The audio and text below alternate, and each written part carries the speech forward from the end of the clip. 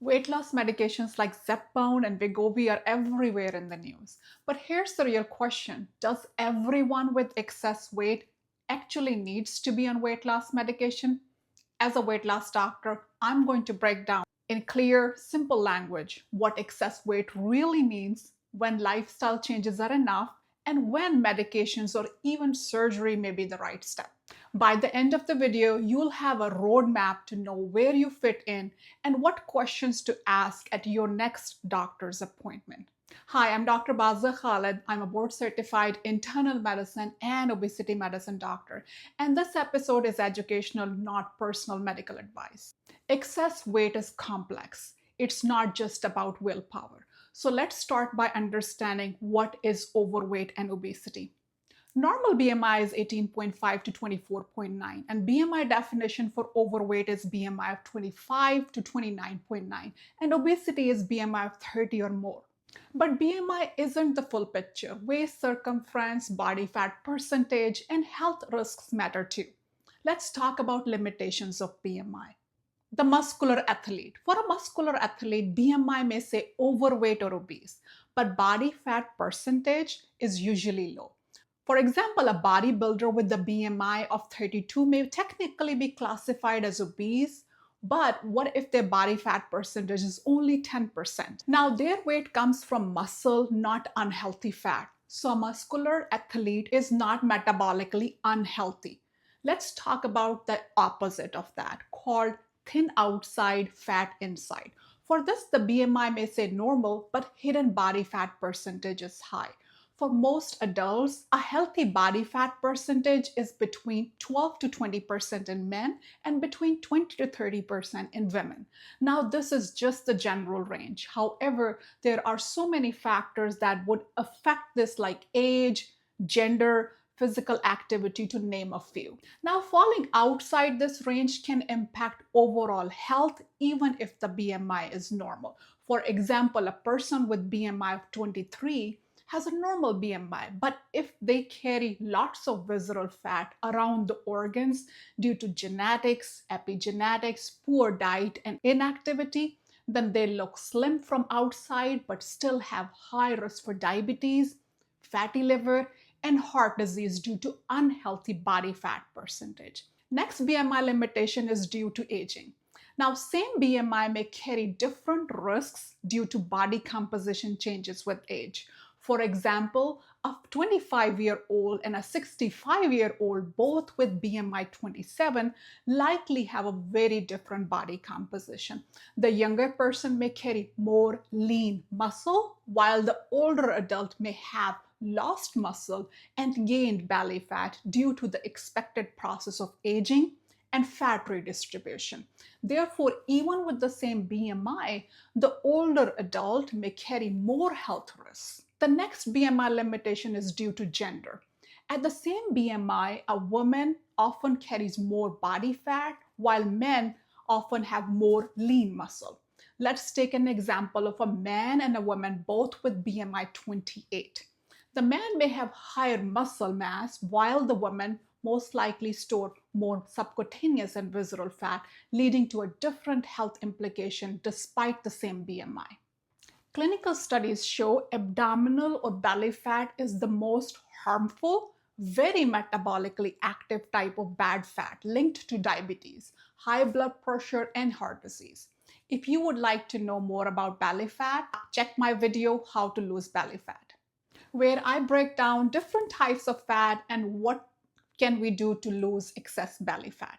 So the bottom line is BMI is a good starting point. However, body composition, muscle versus fat, and fat distribution tells the real story about health risks. Let's now talk about main causes of overweight and obesity. Genetics. Some of us have a genetic predisposition to store more fat. Environment plays a huge role, as easy access to high-calorie food and less movement increases risk for obesity. Hormones like insulin resistance, thyroid dysfunction, and menopause increase risk for obesity. Medications like steroids, antidepressants, some blood pressure, and even sugar medications may cause weight gain. Clinical data supports this as well. Twin studies show genetics may explain 40 to 70% of obesity risk, but environment and behavior still play a huge role. So let's talk about ways to treat excess weight or obesity. Lifestyle is the foundation. If you are struggling with excess weight, then think about things like balanced nutrition, which means to focus on protein, fiber, healthy fats, and less processed carbohydrates. Physical activity. Most guidelines suggest 150 minutes per week of cardio along with resistance training. Sleep and stress play a huge role. Poor sleep drives hunger hormones. Ghrelin, which is the hunger hormone, goes up, and leptin, which is the satiety hormone, goes down, causing excess fat and weight gain. A healthy lifestyle is foundation, no matter if you are on weight loss medication or not. Healthy lifestyle not only helps with weight loss, but also with long-term weight maintenance.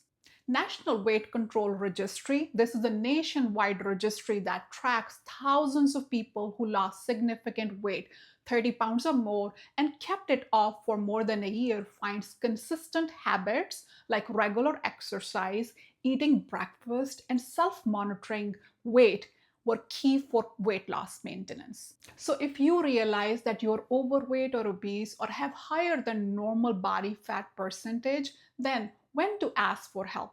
Hear me on this. If your weight is impacting your health, like you have diabetes, high blood pressure, high cholesterol, sleep apnea, fatty liver, or arthritis, if you have tried lifestyle changes for many months but aren't seeing the results, if emotional eating, cravings, or hunger feel overwhelming, then asking for help is not a failure. It's the power of knowing when to get help and support.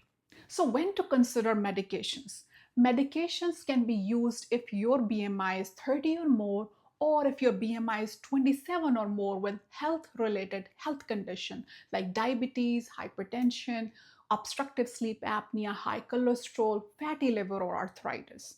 Medications are tools, not shortcuts. Medications work best with lifestyle changes. They help by reducing hunger, controlling cravings, and improving metabolism. So, what medications are FDA approved?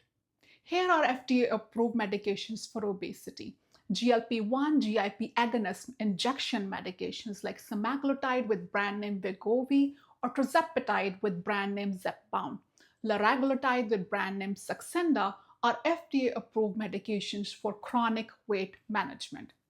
Older oral medications like Orlistat, this is fat absorption blocker, is available over the counter as well as prescription. Other medications are phentermine alone and then phentermine in combination with topiramate under the brand name Casimia, or naltrexone and bupropion combination under brand name Contrave. These medications differ in effectiveness and side effects. So why the craze about GLP-1 medications? Well, these are the most effective FDA-approved medications for weight loss. They address hormones and hunger instead of just suppressing appetite. Clinical trials show Wegovy with around 15% average body weight loss, Zepbound with up to 20% body weight loss. They also improve blood sugar, blood pressure, cholesterol, and even sleep apnea. Compared to older medications, they are far more effective and better tolerated. Let's see how all these medications fare on clinical trials. Step 1 trial published in New England Journal of Medicine in 2021 shows adults with obesity lost around 15% of body weight at 68 weeks on semaglutide versus 2.4% on placebo. Also showed improvement in blood pressure, cholesterol, and hemoglobin A1C. SURMOUNT-1 trial published in New England Journal of Medicine in 2022 shows adults with obesity lost 15 to 20% of body weight at 72 weeks on tirzepatide, significantly more than placebo. SURMOUNT-OSA trial shows tirzepatide reduced obstructive sleep apnea severity, leading to fewer apnea events per hour, along with significant weight loss. CONQUER trial shows phentermine topiramate combination led to around 10% body weight loss at 1 year. better than placebo, but with higher risk of side effects. Core 1 trial shows that naltrexone bupropion combination resulted in around 5% weight loss compared to placebo at 1 year. Since GLP-1 GIP agonist medications are the most effective FDA-approved weight loss medications, they are all over the news, and I use them a lot in my clinical practice with amazing results. I have several videos about these medications, and you can check these videos in my channel playlist.